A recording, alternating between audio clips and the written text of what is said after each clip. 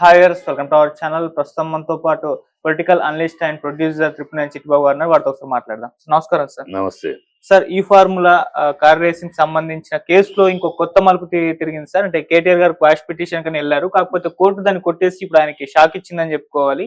మరి నిన్న విచారణకు హాజరు కావాలి కానీ ఈ రోజు అదేమి షాక్ అనుకోకలేదు. క్వాష్ పిటిషన్ రెగ్యులర్ గా ప్రధాని చాలా మంది వేస్తా ఉంటారు. Quash petition before investigation quash చేయటం చేయరు మోస్ట్లీ. ఇన్వెస్టిగేషన్ అయినాక ఛార్జ్ షీట్ వేసినాక అప్పుడు దాని ఆధారాలు సరిగ్గా లేకపోతే స్క్వాష్ చేయమని అడుగుతారు. కానీ ముందే అడిగారు. 90% స్క్వాష్ చేస్తారని ఎవరు అనుకోవాలి.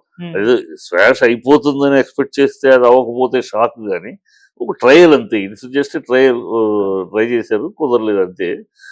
నిన్న వెళ్ళకపోవడానికి కారణం వాళ్ళు ఎందుకని సాధారణ ఇన్వెస్టిగేషన్కి ఎంక్వైరీకి పిలిచినప్పుడు వైద్య ఇంటలో లాయర్స్ ఎందుకు రాదు? మీరు లాయర్ లేకుండా మీరు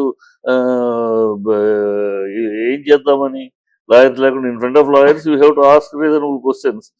అంతేగా అడగటంగా అడగటం లేదు, it will be on record.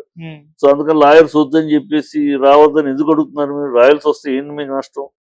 You're just enquiring అంతే కదా. You're not going to plan. అంటే మీరు ఏదైనా వేరే ప్లాన్ చేశారా? ఎంక్వైరీకి అని పిలిచి ఏదో అడ్డదిడ్డంగా చేయాలని ప్లాన్ ఏమైనా చేశారా? అందుకని లాయర్లు వద్దంటున్నారా?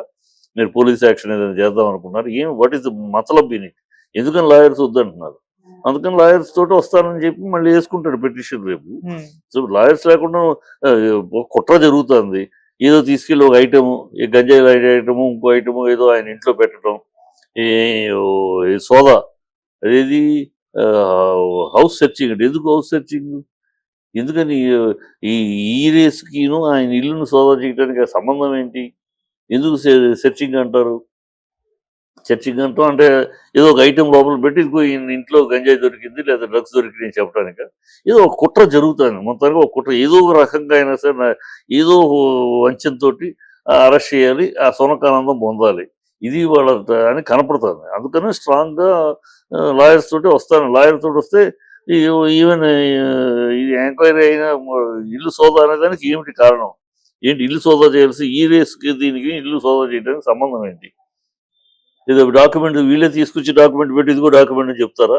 లేకపోతే ఏదైనా డ్రగ్స్ తీసుకొచ్చి పెట్టి ఈ ఇంట్లో డ్రగ్స్ దొరికినాయని చెప్తారా? ఏం చెప్పాలని ప్లాను? మీ వెనకాల ఉన్న దుష్ట కుట్ర ఏంటి? అందుకని ఇవన్నీ కుట్ర జరుగుతుందని అర్థమైపోతుంది. చూద్దాం, లెట్ us see. నెక్స్ట్ విచారణ కూడా డేట్ ఇచ్చేస్తారు, మేబీ 9th అనుకుంటా. ఇంకోసారి రమ్మన్నారు. మరి తొందరలో కూడా అరెస్ట్ అయ్యే అవకాశం ఉందని కూడా చేసే అవకాశం ఉందా సార్? వీళ్ళు చెయ్యాలని తాపత్రయపడుతున్నారు దాని గురించి. ఇదే కానీ రేపు అరెస్ట్ చేయలేదు, ఎందుకంటే ఎంక్వైరీకి రమ్మని మళ్ళీ డేట్ ఇచ్చారు కనుక. ఈ గట్ ఎవరీ ఆప్షన్. ఇప్పుడు చట్టం అనేది ఒకటి ఉంది కదమ్మా. వాళ్ళ ఇష్టానికి చట్టం నడవదు, వీళ్ళ ఇష్టానికి చట్టం నడవదు. చట్టం దానికి ఉంటుంది. దానికి విక్టిమ్కి వేసుకునే అవకాశాలు ఉంటాయి. విక్టిమ్ తను కోర్టు ద్వారా అనుమతి పొందుతాడు. నాకు ఒకటి ఎంక్వైరీ చేస్తే పోలీసులు ముందు పెట్టండి, లేకపోతే కోర్టు ఇదైనా చేద్దామని కోర్టు తీర్పు ప్రకారం చేద్దామని ఉంటుంది అంతే.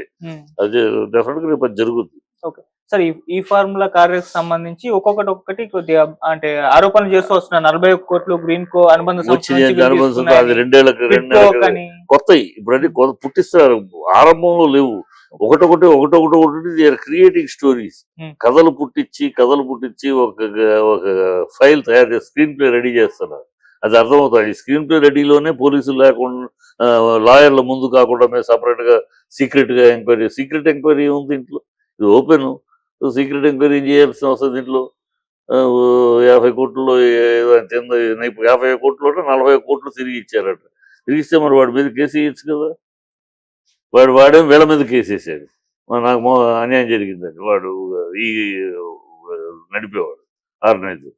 సో వీళ్ళు అది తప్పించుకుంటానికి ఏదో క్రియేట్ చేస్తున్నారు. కనపడుతుంది, కట్టొచ్చినట్టు కనపడుతుంది. ఒక కథను తయారు చేస్తున్నారు, ఒక స్క్రీన్ ప్లే రెడీ చేస్తున్నారు. అది దొరికింది, ఇది దొరికింది, ఎన్ని ఆరోపణలు చేసేసి ముందు తర్వాత విషయం ఎంక్వైరీ ఛార్జ్ షీట్ వేసి ఎంక్వైరీ అది తేలేటప్పటికి ఆయన ఏమీ లేదు దీంట్లో పచ్చాపతి తేలేటప్పటికి 6 నెలలు అయిపోద్ది, 6 నెలలు సంవత్సరం అయిపోద్ది. ఈ లోపల జరగాల్సిన డ్యామేజ్, పర్సనల్ డ్యామేజ్ జరిగిపోద్ది కదా. అది కూడా మన చట్టంలో ఉన్న ప్రాబ్లమే. అది చట్టంలో ముందు డ్యామేజ్ అయిపోద్ది. డ్యామేజ్ ఎవరు తిరిగిస్తారు? రేపు ఇతను దోషి కాదు అని తేలుతుంది. తేలినాక డ్యామేజ్ ఎవరు ఇస్తారు? ఆ పోయిన పరువు ఎవరు తీసుకొచ్చిస్తారు? మన చట్టంలో ఉన్న లోపు పోలేదు. గబుక్కుని ముందు మాత్రం సెక్షన్స్ ప్రకారం వేసేస్తారు.